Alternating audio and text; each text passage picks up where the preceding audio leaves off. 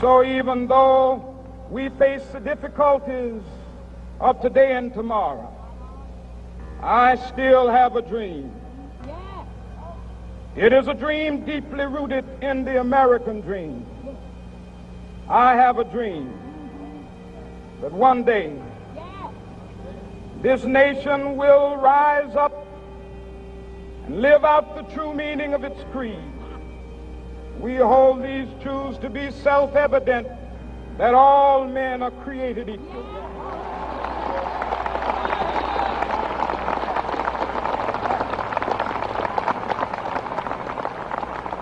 I have a dream that one day on the red hills of Georgia, the sons of former slaves and the sons of former slave owners will be able to sit down together at the table of brotherhood. I have a dream that one day even the state of Mississippi, a state sweltering with the heat of injustice, sweltering with the heat of oppression, will be transformed into an oasis of freedom and justice. I have a dream that my 4 little children will one day live in a nation where they will not be judged by the color of their skin, but by the content of their character. I have a dream today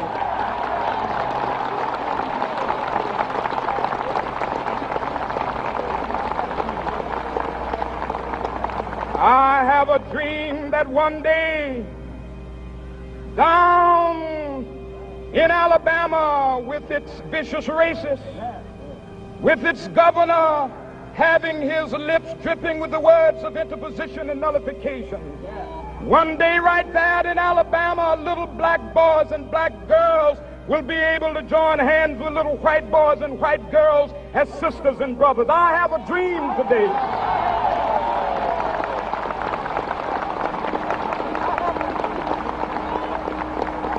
I have a dream that one day every valley shall be exalted, and every hill and mountain shall be made low. The rough places will be made plain, and the crooked places will be made straight. And the glory of the Lord shall be revealed, and all flesh shall see it together.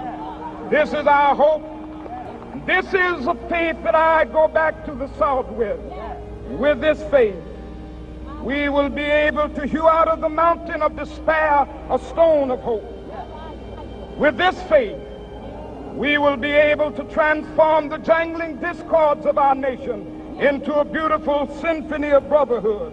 With this faith, we will be able to work together, to pray together, to struggle together, to go to jail together, to stand up for freedom together, knowing that we will be free one day. Free at last, free at last. Thank God Almighty, we are free at last.